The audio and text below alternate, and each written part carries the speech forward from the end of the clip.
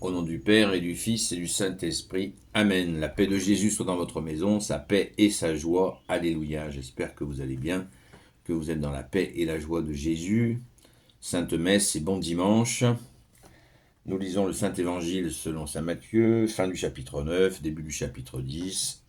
Et on démarre au verset 35. Que ta parole, ô Jésus, entre dans mon esprit, que ma bouche proclame ta parole et que mon cœur l'accueille. Amen. Jésus faisait la tournée des villes et des villages, il enseignait dans leurs synagogues, il proclamait la bonne nouvelle du royaume et guérissait n'importe quel mal ou maladie.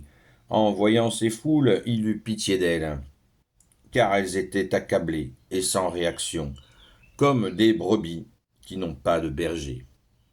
Alors il dit à ses disciples, la moisson est abondante et les ouvriers sont peu nombreux. Priez donc le Seigneur de la moisson pour qu'il envoie des ouvriers à la moisson. Jésus appela ses 12 disciples et leur donna autorité sur les esprits impurs pour les jeter dehors et pour guérir n'importe quel mal ou maladie. Voici les noms des 12 apôtres. D'abord Simon, appelé Pierre, et André son frère, puis Jacques, fils de Zébédée, et Jean son frère, Philippe et Barthélemy, Thomas et Matthieu, l'employé de l'impôt, Jacques, fils d'Alphée, et Thaddée, Simon le Cananéen, et Judas l'Iscariote, celui qui l'a livré. Ces 12, Jésus les envoya en mission et leur dit, n'allez pas vers les païens, n'entrez pas dans une ville de Samaritains, mais allez plutôt vers les brebis perdues du peuple d'Israël. Partout où vous passerez, vous ferez cette annonce, le royaume des cieux est là, tout proche. Guérissez les malades, réveillez les morts, purifiez les lépreux, chassez les démons. Vous avez reçu gratuitement, vous donnerez gratuitement. Merci Jésus pour ta parole. Alléluia. Nous avons là le constat très clair de Jésus pour les brebis perdues d'Israël. Les brebis perdues du peuple d'Israël, dit Jésus précisément. Il enseignait dans leur synagogue. En voyant ces foules, il eut pitié d'elles car elles étaient accablées et sans réaction. C'est justement pour ça que Jésus est venu. Comme des brebis qui n'ont pas de berger. Elles ne savaient plus où elles en étaient. Elles avaient des tenants de la religion qui s'étaient complètement égarés, tombés dans des lois, des règlements, des lois, des règlements, des sous-règlements. Paraît-il jusqu'à 613 lois et règlements. Partie des 10 commandements pour arriver à ça. Totalement éloigné de l'amour de Dieu. Et le Père devait rentrer en fusion de voir ça, puisque lui a offert cette première révélation. Alors on aime bien dire que la vengeance du Père est tombée, c'est une vengeance d'amour qui s'appelle Jésus, le Christ Jésus, son Fils unique, bien-aimé. Eh bien Jésus est venu, il a eu pitié. Et cette phrase est essentielle. La moisson est abondante et les ouvriers sont peu nombreux. Priez donc le Seigneur de la moisson pour qu'il envoie des ouvriers à la moisson. Personnellement, je me dis ouvrier de Jésus en me référant à cette parole de Jésus. Merci Jésus, quelle joie d'être ton ouvrier.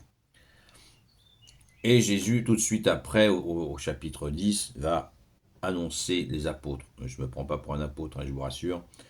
Il n'y en a eu que 12. Et ce sont les saints apôtres de Jésus. Ceux que Jésus a préparés pendant 3 ans, la nuit, le jour, 7 jours sur 7. C'est absolument extraordinaire. Et Jésus leur dit qu'ils ont la capacité. Il leur donna autorité sur les esprits impurs pour les jeter dehors et pour guérir n'importe quel mal ou maladie. On a une nuance entre mal et maladie. Voici les démons, voici les noms, n'importe quelle maladie, n'importe quel démon aussi. Voici les noms des 12 apôtres. Jésus donne le nom des 12, comme ça il n'y a aucune ambiguïté. Judas sera remplacé. Vous savez que Judas a disparu. comme disaient les apôtres dans les Actes des Apôtres, il est là où il doit être, et il a été remplacé par Matthias. Donc ils sont bien restés 12. Et Jésus leur donne la mission. Alors vraiment, il faut que nous écoutions bien la mission. Ces 12, Jésus les envoya en mission. Verset 5. Il leur dit, n'allez pas vers les païens, n'entrez pas dans une ville de Samaritains, mais allez plutôt vers les brebis perdues du peuple d'Israël. Qu'est-ce que ça veut dire? N'allez pas vers les païens. Pourquoi? Parce que c'est ce que je vous ai dit en introduction. Les Hébreux avaient reçu la première révélation, et malgré l'envoi de 30 prophètes, les tenants de la religion avaient vraiment déconné. Et Jésus est venu pour justement tout remettre à l'endroit, à commencer par l'accueil de l'amour de Dieu. Et là, Jésus leur dit donc, n'allez pas vers les païens, c'est pas le moment. N'allez pas non plus vers les Samaritains, c'est pas le moment. Et allez plutôt vers les brebis perdues du peuple d'Israël, ceux qui avaient été mis de côté, qui avaient été jetés par justement les tenants de la religion, parce qu'ils n'étaient pas assez comme ci, assez comme ça, ou qui leur faisaient peut-être pas assez de courbettes aux tenants de la religion. Ces gens-là étaient comme des brebis sans berger, dit Jésus. Donc la priorité de Jésus qu'il donne à ses apôtres, c'est de s'occuper d'eux. Alors, certains diront, alors donc Jésus n'a pas été envoyé au monde entier. Mais bien sûr que si. Mais quand vous vous occupez de quelque chose, vous commencez toujours par un noyau, un endroit particulier, et après, ça va s'étendre. Et c'est ce qui s'est passé pour la chrétienté. Loué sois-tu, Jésus. Donc les choses sont très claires.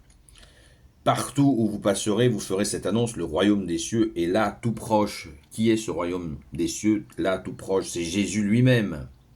Et oui, qui est la porte. Guérissez les malades, réveillez les morts, purifiez les lépreux, chassez les démons, vous avez reçu gratuitement, vous donnerez gratuitement. Amen, merci Jésus, tu es le roi de gloire, le Dieu de nos vies. Cette notion d'avoir reçu gratuitement tout l'enseignement de Jésus et la force qu'il leur est donnée aux apôtres par le Père, le Fils et le Saint-Esprit. Ils vont être conduits par l'Esprit Saint quand Jésus partira à l'ascension. Ils vont tout recevoir, toute la puissance pour arriver à faire quoi?